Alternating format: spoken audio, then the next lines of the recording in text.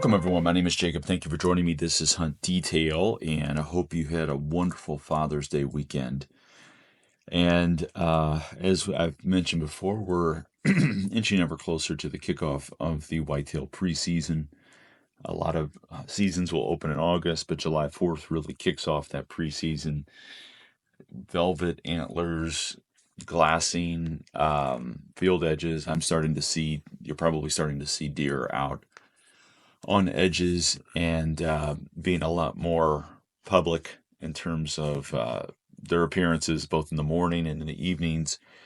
And here in the Midwest, there's an incredible, I guess, amount of cicadas.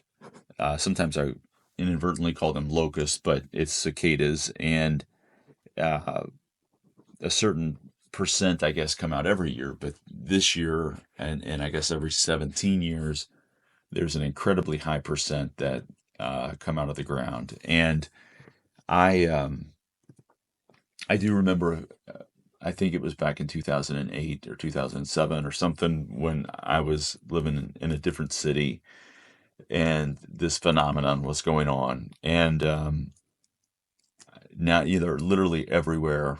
You hear them. They're loud. They are, uh, they've got the shells everywhere on certain trees. They're flying everywhere. Your windshield is smeared up because there's just so many of them. And what's interesting is that I wonder what the impact is, what the trickle effect is as it relates to uh, the availability of this food source for wildlife.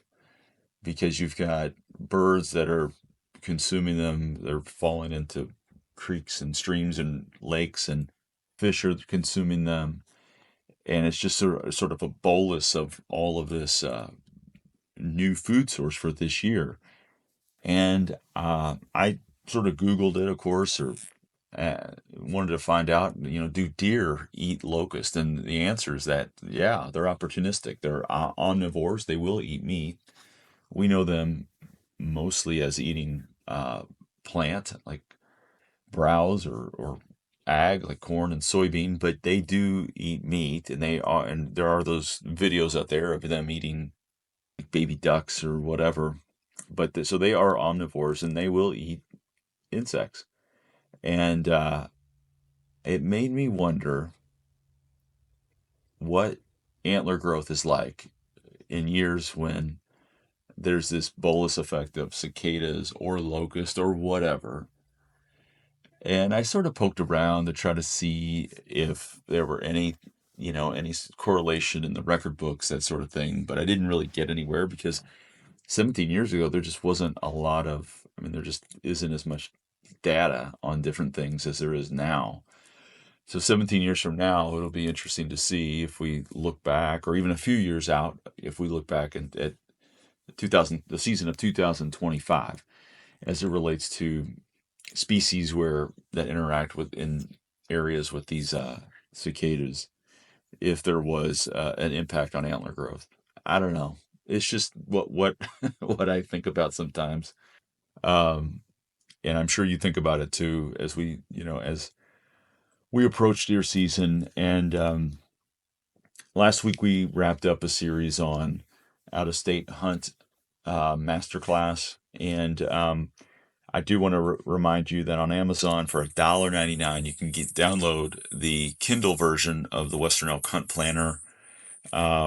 Also, have a couple partners with the podcast now. It's Relight or Redmond Salt. Relight is the electrolyte version uh, or it's not a version, it's one of their products, and it's really good. They have all sorts of flavors: watermelon lime, lemon lime, orange mango, cran apple. They have a chocolate flavored electrolyte now.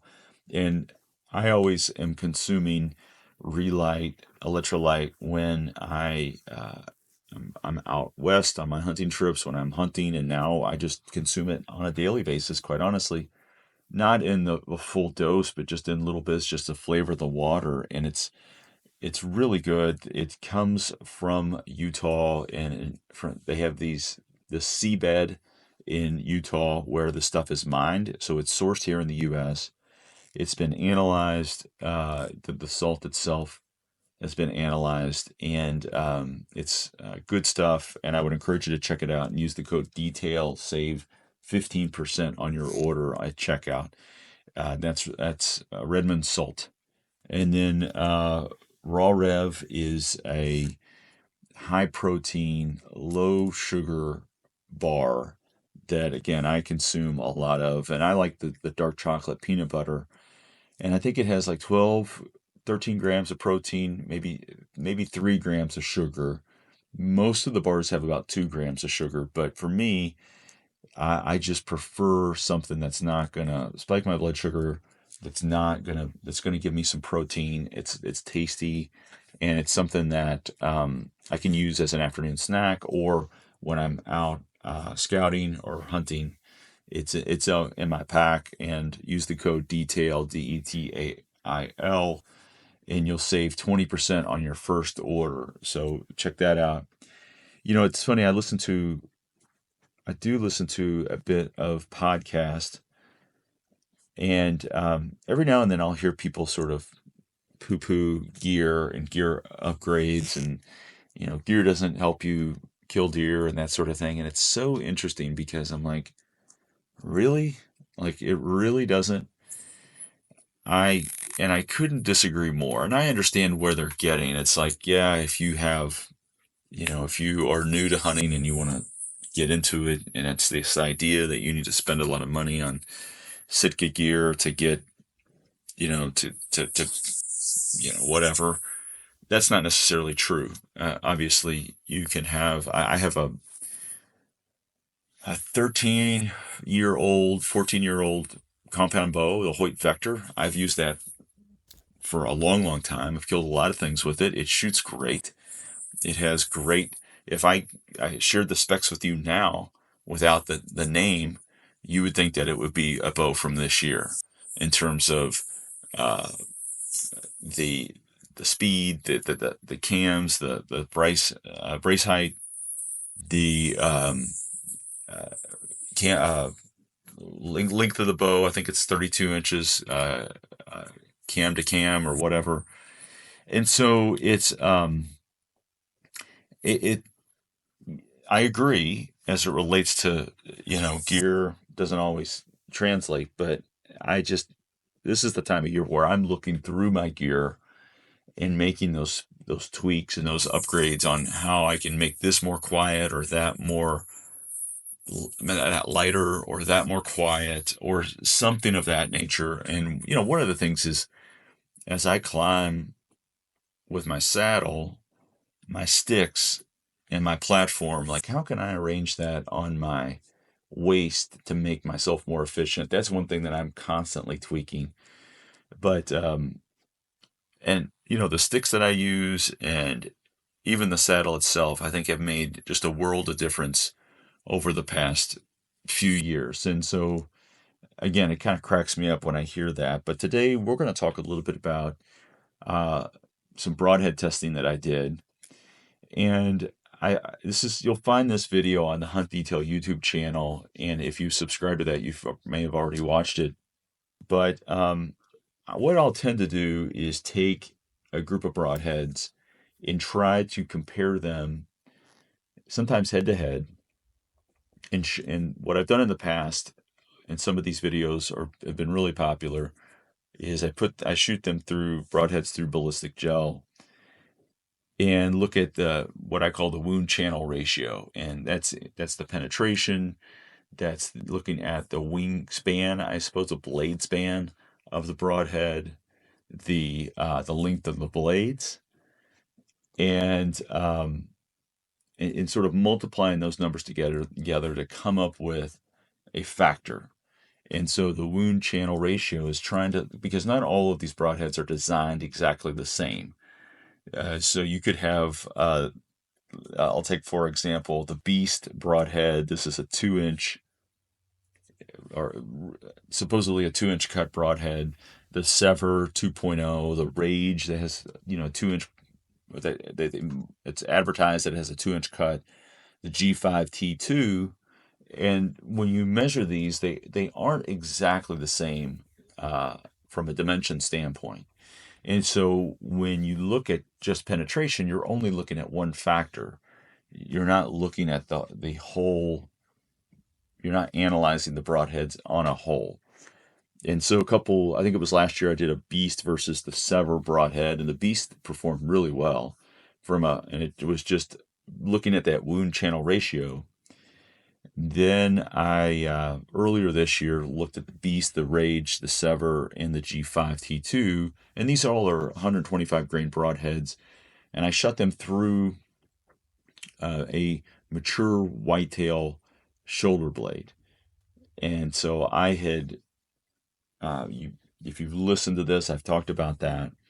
I've done some testing with the Mega Meat. I really like the Mega Meat. All of these videos are on the Hunt Detail YouTube channel, and I encourage you to go there and check it out. But I wanted to take a look at some single bevel broadheads in the most recent sort of test.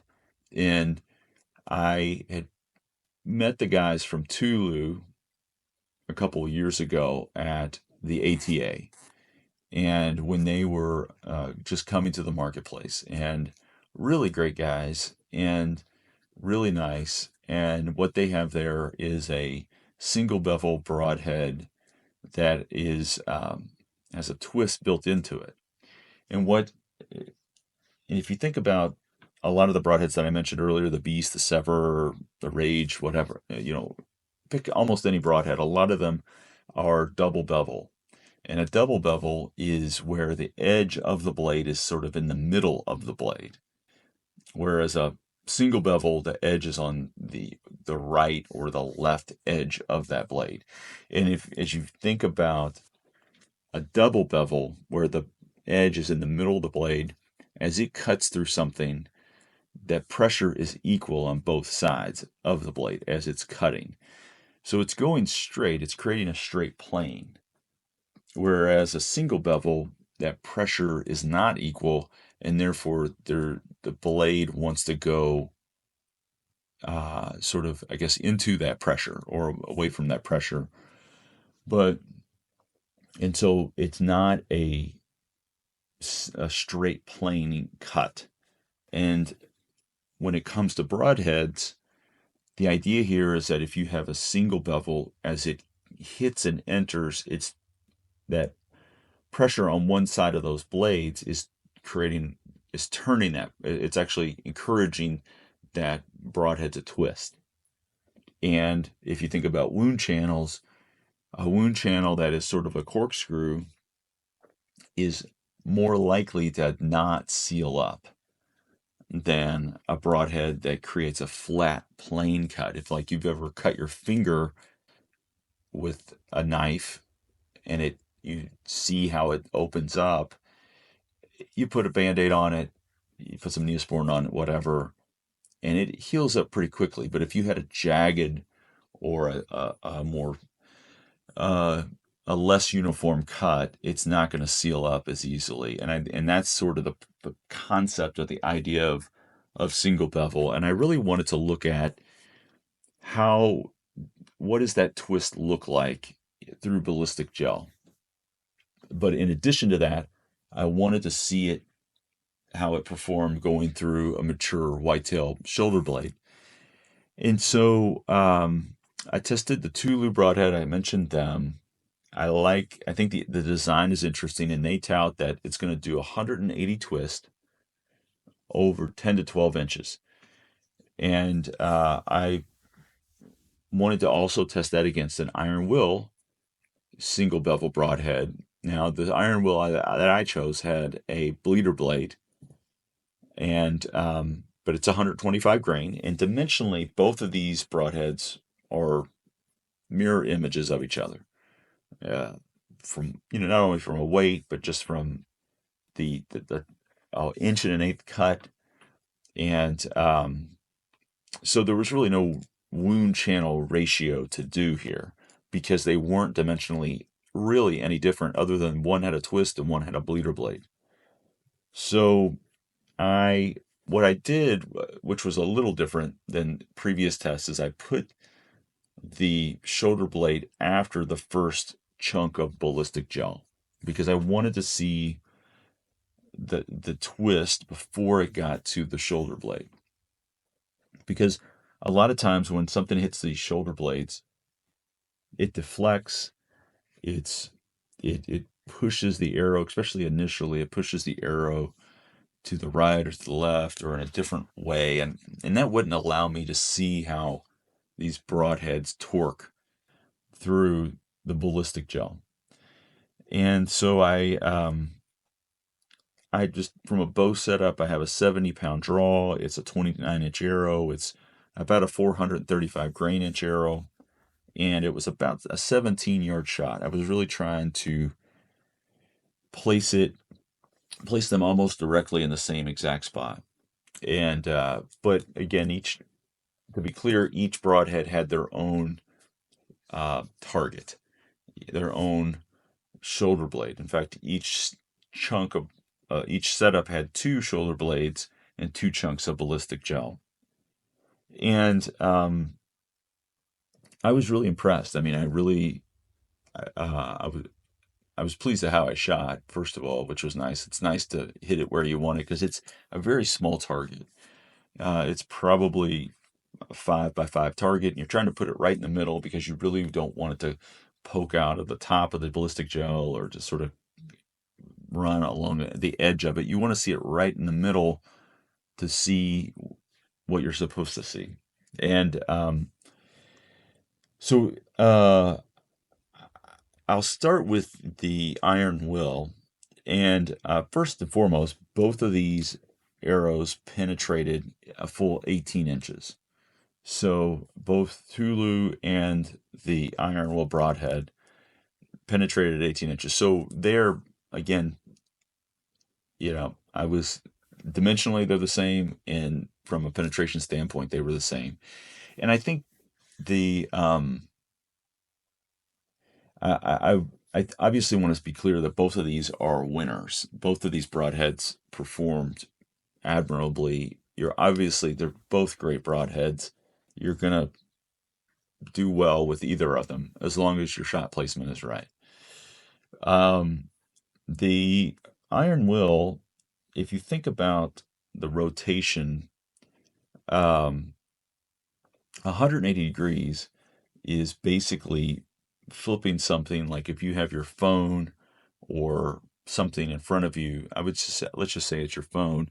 It's taking the phone and flipping it face down.